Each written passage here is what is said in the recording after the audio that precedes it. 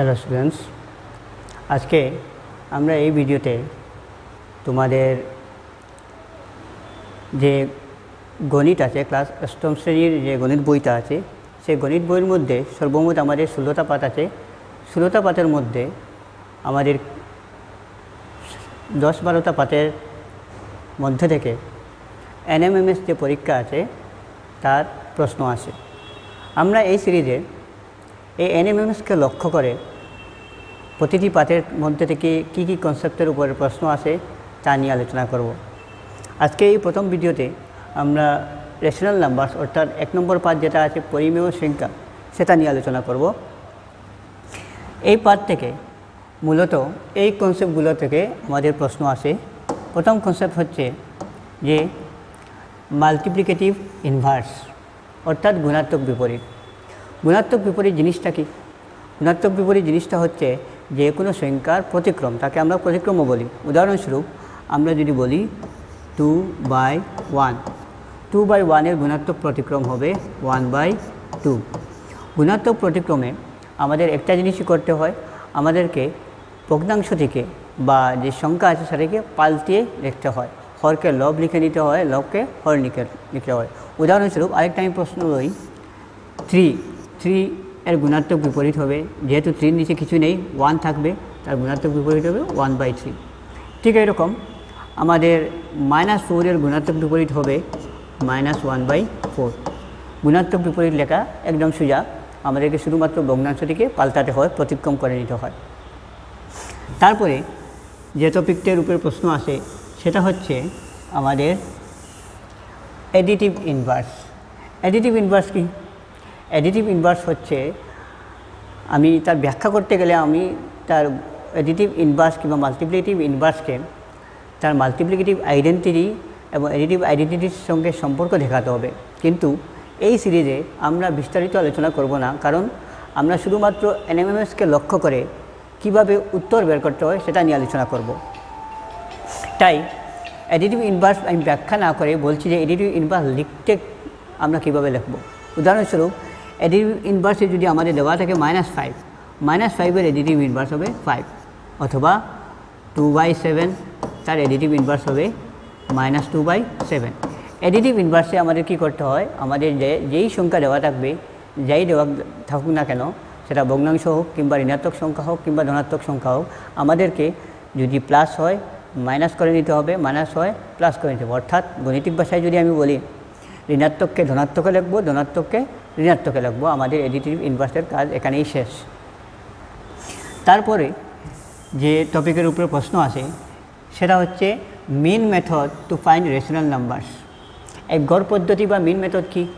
আমরা 1 নম্বর পাঠে পেয়েছি যে কোনো দুটা সংখ্যার ঠিক মধ্যের সংখ্যা পেতে হলে আমাদের যে কোনো পরিমেয় দুটা সংখ্যাকে যোগ করে নিতে হয়, তারপরে 2 দিয়ে ভাগ করতে হয়। এটাকেই বলা হয় মিন মেথড কিংবা গড় পদ্ধতি। এখন এর প্রশ্ন আমাদের বিগত বছরে এসেছে, আমরা আগে প্র্যাকটিস করব।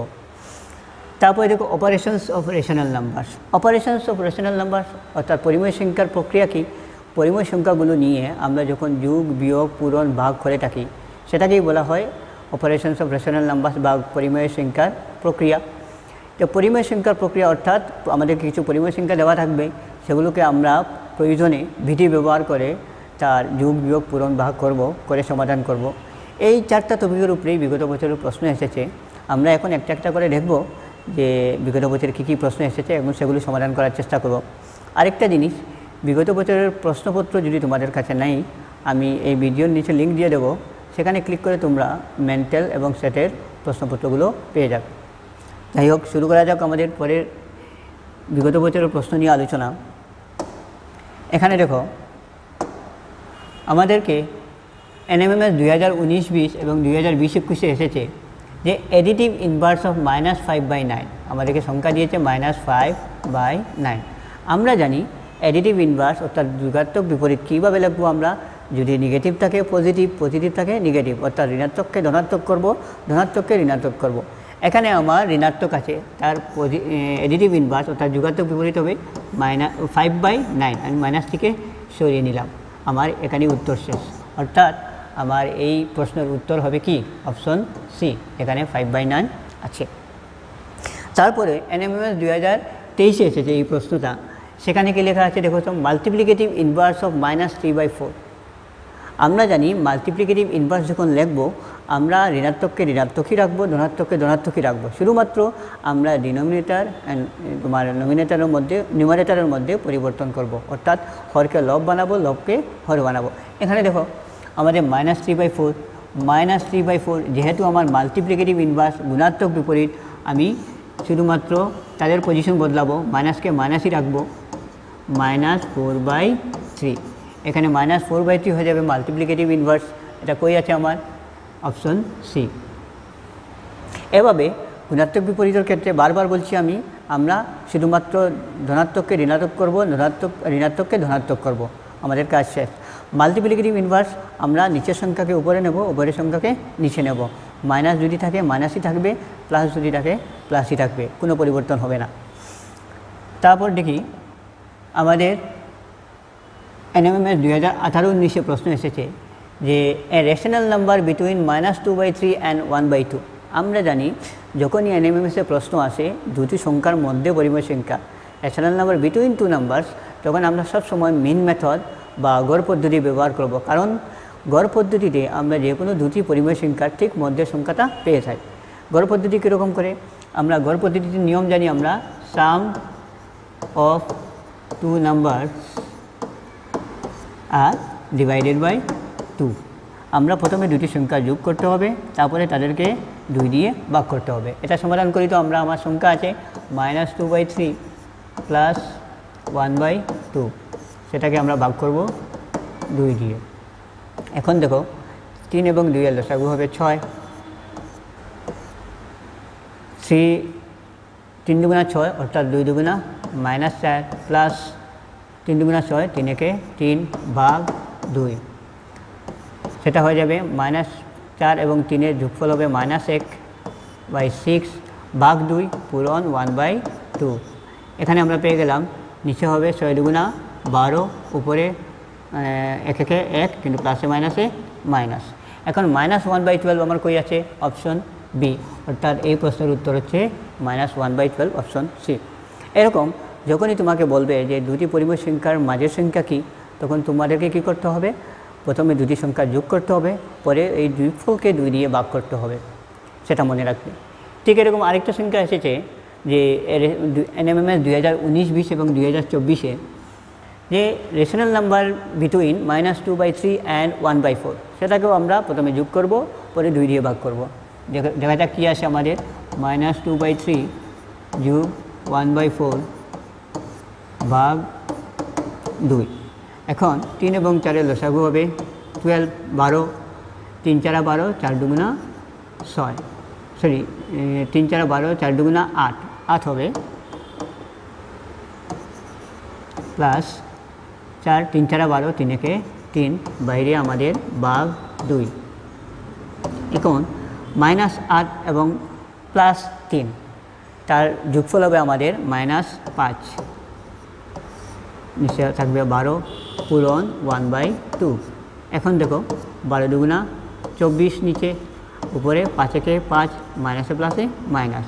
এখন -5/24, 24 ভাগের -5 কই আছে আমার? Option D. এই প্রশ্নের উত্তর হচ্ছে অপশন ডি। তারপরে কি আর প্রশ্ন এসেছে এই পাঠের সম্পর্কিত আমরা দেখে নিই যে rational number between -2/3 and 1/4 NMMS 2020-21 এসেছে।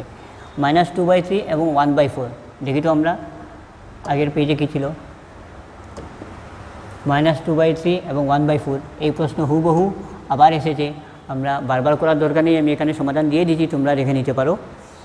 তারপরে আর কি এসেছে দেখি, আমাদের রেশনাল নাম্বার বিটুইন -1/3 অ্যান্ড 1/2 2022-এও এসেছে, এবং এই প্রশ্নও আমরা আগে করে নিয়েছি, রেশনাল নাম্বার বিটুইন -2/3 অ্যান্ড 1/2। তোমরা এখান থেকে স্ক্রিনশট নিয়ে দেখে নিতে পারো, আর সমাধান কীভাবে করতে হয় দেখে নিতে পারো। এরপরে কি এসেছে, আমাদের পরিমেয় সংখ্যার প্রক্রিয়ার উপরে প্রশ্ন এসেছে। পরিমেয় সংখ্যার প্রক্রিয়া কি? আমরা যোগ বিয়োগ পূরণ ভাগ করে। এখন যোগ বিয়োগ পূরণ ভাগ কীভাবে করব? আমরা সাধারণ যে সরলের নিয়ম আছে সেটা নিয়ে সমাধান করলে উত্তর পেয়ে যাব। আর যদি তুমি চাও যে যদি কোনো বিধি ব্যবহার করা যায়, কোনো প্রপার্টি ব্যবহার করা যায়, অর্থাৎ আমার অ্যাসোসিয়েটিভ, ডিস্ট্রিবিউটিভ বা কমিউটেটিভ প্রপার্টি, সেগুলো ব্যবহার করে সমাধান করলেও তুমি একই মান পাবে। আমি এখানে আমার প্রপার্টি ব্যবহার করব। এখানে দেখো আমার প্রশ্নের মধ্যে দিয়েছে 3/7 প্লাস -6/11 প্লাস -8/21 প্লাস 5/22। আচ্ছা, আমরা জানি যখন আমাদের এরকম মান দেওয়া থাকে আমরা কমিউটেটিভ প্রপার্টি ব্যবহার করতে পারি। কিভাবে? এখানে দেখো আমার 7 × 3 21, 11 × 2 22, তাদেরকে যদি আমি গ্রুপিং করে নিই জায়গা বদলে, তখন আমার সরল করাটা সহজ হয়ে যাবে। আর যখনই আমরা পরিমেয় সংখ্যার জায়গা বদলে সমাধান করি তখন আমরা বলি যে আমরা কী করছি, তার জায়গা বদলাচ্ছি। জায়গা বদলালে কি কোনটা প্রপার্টি আছে? কমিউটেটিভ প্রপার্টি বা ক্রম বিনিময় বিধি। তুমি জায়গা না বদলেও সমাধান করে একই মান পাবে। এখন আমরা করি তো 3/7 আমার প্লাস -8/21 প্লাস -6/11 প্লাস 5/22। এখন দেখো 7 × 3 21, যার কারণে লসাগু হবে 21। আমি এই দুটোকে একসঙ্গে যোগ করছি, এই দুটোকে আলাদা যোগ করব। 7 3 7 21, 3 3 9 প্লাস 21 × 21 -8 × 1 -8 প্লাস 11 এবং 22, 11 দুগুণা 22, যার কারণে 22 লসাগু। 22 লসাগু যেহেতু 11 দুগুণা 22, 6 দুগুণা 12 -12 প্লাস 22 × 22, 5 × 5।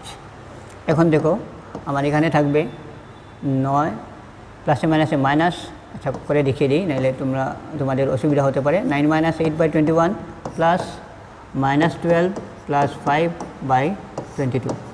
আমি এই প্রশ্নকে এখানে কন্টিনিউ করছি, তোমরা খেয়াল রাখবে। আমার 9 - 8/21, 9 থেকে 8 গেলে কি আমাদের 1 থাকে, 1/21 প্লাস -12 এবং প্লাস 5, -12 এবং প্লাস 5-এর যে যোগফল হবে সেটা হবে -7/22। এখন আমাদেরকে কী করতে হবে? আমাদেরকে 22 এবং 21-এর লসাগু বের করতে হবে।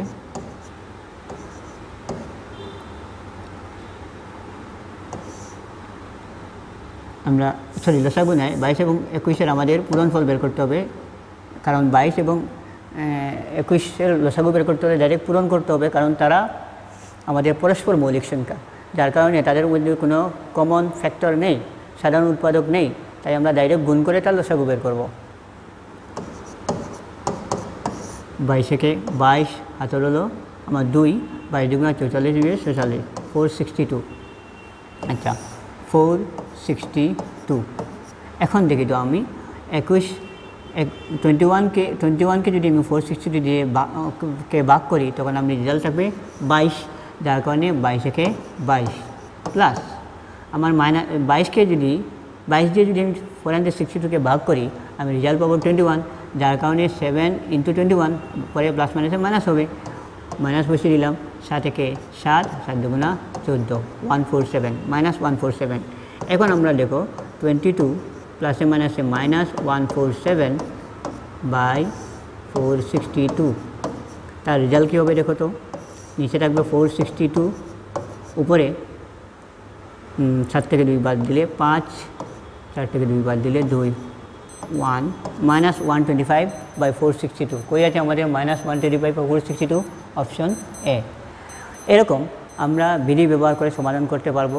আমি বারবার বলছি সাধারণ সরলের যে নিয়ম আছে সব যোগফলের একসঙ্গে লসাগু বের করে আমরা যোগ বিয়োগ করেও একই মান পাবো, তাতে কোনো সন্দেহ নেই। তারপরে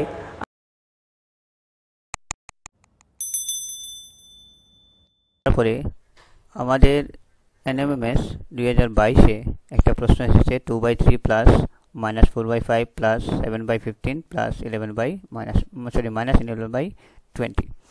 এখন আমরা এই প্রশ্নকে আমাদের সাধারণ নিয়মে করে দেখি তো আমরা মানটা পাই কিনা। তোমরা ওভার ব্যবহার করে সমাধান করলেও একই মান পাবে। আমরা জানি 3, 5, 15, 20 এর LCM লসাগু হচ্ছে 60। 3 দিয়ে যদি আমি LCM লসাগুকে 60-কে ভাগ করি আমরা মান পাবো 20 যেহেতু 3 20 60, তার কারণে 20 দুগুণা 40। তারপরে প্লাস 5 দিয়ে যদি আমি 60কে ভাগ করি পাবো 12, 4 12 48, প্লাসে মাইনাসে -48। তারপরে 15 দিয়ে যদি আমি 7কে ভাগ করি আমি পাবো 4 4 15 60, যেহেতু 4 7 28 হবে উপরে। ঠিক এরকম 20কে 3 20 60, তার কারণে 3 11 33 -33। তারপরে নিচে থাকবে 60, উপরে 40, প্লাসে মাইনাসে -48, প্লাস 28, প্লাসে মাইনাসে -33। এখন আমরা প্রথমে যোগ করে নিই, পরে বিয়োগ করব। 60 40 প্লাস 28 -48 -33, নিচে থাকবে 60, উপরে 28 প্লাস 40 আমার হবে 68, মাইনাস 8 3 11, হাতের 1, 4 3 7 রেখে 8। এখন 68 থেকে আমরা 81 বাদ দিতে হবে। আমাদের 11 থেকে 8 গেলে কি 3, 11 থেকে 8 গেলে কি 7 থেকে 6 গেলে কি 1, যেহেতু ঋণাত্মকটি বড় সামনে বসবে মাইনাস, অতএব আমরা উত্তর পেলাম অপশন সি। এভাবে তোমাদের পরিমেয় সংখ্যার যে প্রক্রিয়া থাকে সেগুলোর সমাধান তোমরা অপের ব্যবহার করেও করতে পারো কিংবা সাধারণ নিয়মেও করতে পারো। আজকে ক্লাস এখানেই শেষ, দেখা হচ্ছে পরের ভিডিওতে অন্য কোনো টপিক নিয়ে।